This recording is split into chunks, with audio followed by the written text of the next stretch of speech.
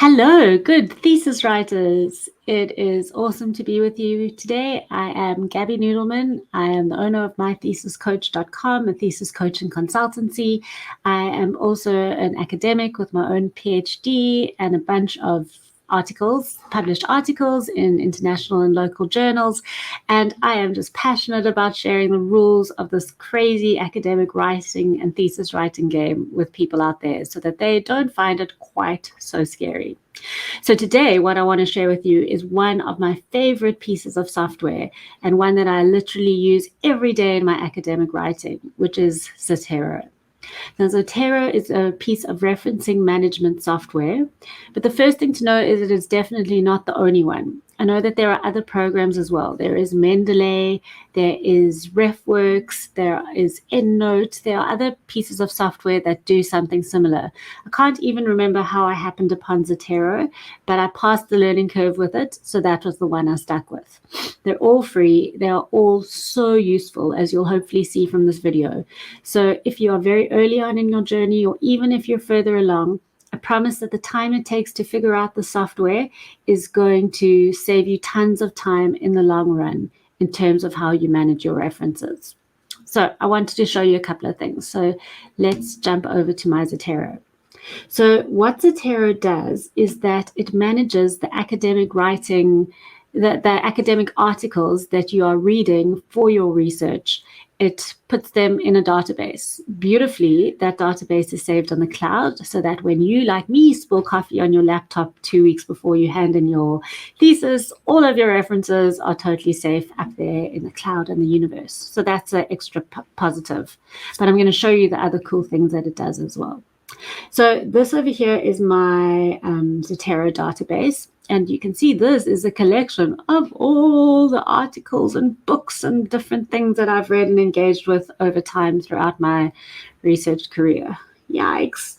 You can see the little icons down here. They show what different kinds of sources there are. So I think that's probably a report. That's right. And this one's a web page. These are articles. I've got a couple of books here as well. You can see here's a presentation.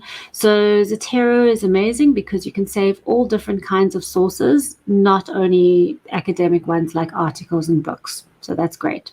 The other thing that's nice about it is down here you can create different folders for the different projects that you're working on. So for example, when I was writing my engineering employability paper, these were the sources that I used for that. When I was writing my ePortfolio discourse paper, those were the sources that I used for that. So you can see that it is all really easy to keep your different projects organized. The other nice thing is that this is my database as a whole, and you can search according to creator, according to date added, and so on. The other thing that you can do, which is lovely here, is that you can click on a source, and you can see over here, you can see more details about it. So this was a journal article, that's the full name, the author, the journal, and so on. It pulls all those details. So you might be wondering, thanks, Gabby, this is awesome, but how do I actually get information into my Zotero database? So there are two ways to do that. The first one is that you could do it manually. So you would click up here on the plus, and you would say what kind of source it is, and you can see there are loads. I told you there were many. So, I mean, there's the typical book section, which is a book chapter, article, report, or thesis, but there are also tons of other ones. So if it's a different kind of source, you could click on which one it is. But let's just say I'm doing a book.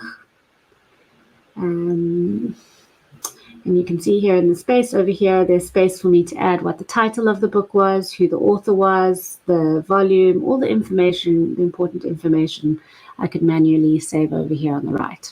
So that is one thing that we could do. The one that I think is way cooler is if you pop over here to Google Scholar, you can actually save stuff to your Zotero library directly from Google Scholar. Oh.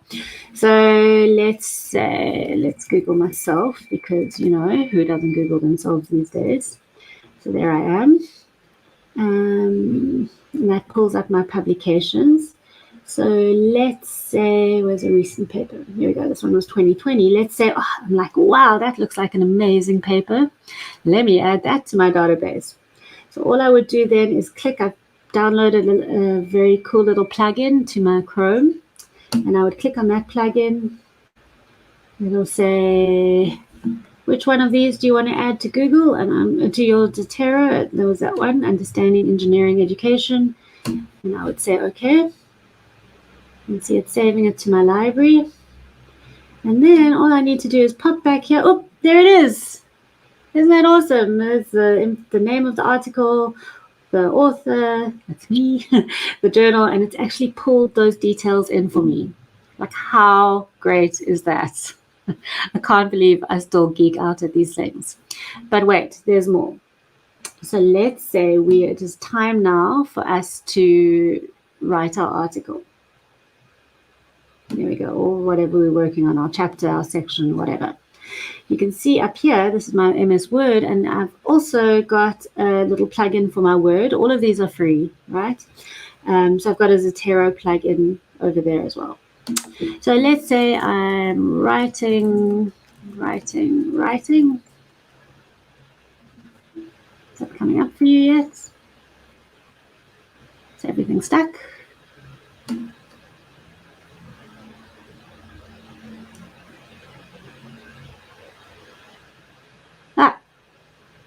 There we go. So let's say I am writing, and that is awesome. Oh, okay. Okay.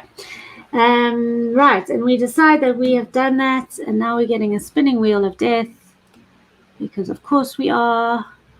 There we go. Cool. So what I can then do is click on my Zotero over here, and I can tell it that I want to add a citation. So I would click over here on Add Citation. And first it asks me, you can't see that, it's on the wrong screen. First it asks me what is the referencing system that I want to actually use for this. So I could click over and say, I'd like to use APA, please. Where are you?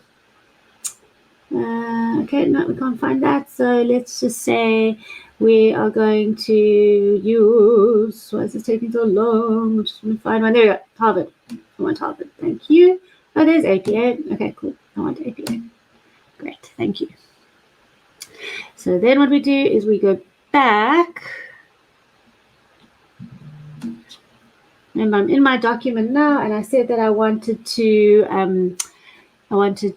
reference my paper, so I could just scroll down here, look for the source that I want to use. Okay, let's just say it's good. Let's just say that was the paper where that idea came from.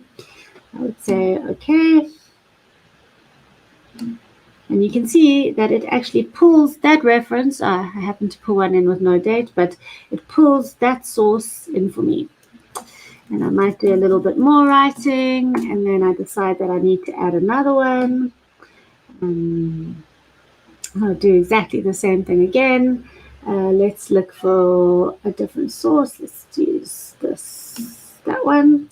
But this was a direct quote, so I actually need the page numbers in, right? So let's say that happened on page 13. And we will just click on OK. And there we are. You can see it's pulled it up. And what is so great about Zotero is that it knows the correct format for APA. So it knows that APA needs a comma before the date, and then a comma and a P, and then the page number. It actually does that all for you.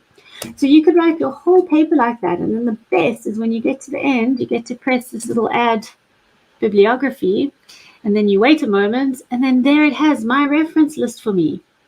How amazing is that? Properly formatted, in the right order, and everything. I'd still recommend you go through it yourself to make sure that everything is fine, everything's in the right place. But man, is this a time saver. So I hope that you liked that very quick walk through Zotero, and I hope you can get a sense of the functionality. There is so much more there that I didn't have time to tell you in this video. But if you are not already using one of these software referencing tools, referencing management tools, so many words, then go ahead, use Zotero or use one of the other ones. You properly won't look back. Cheers.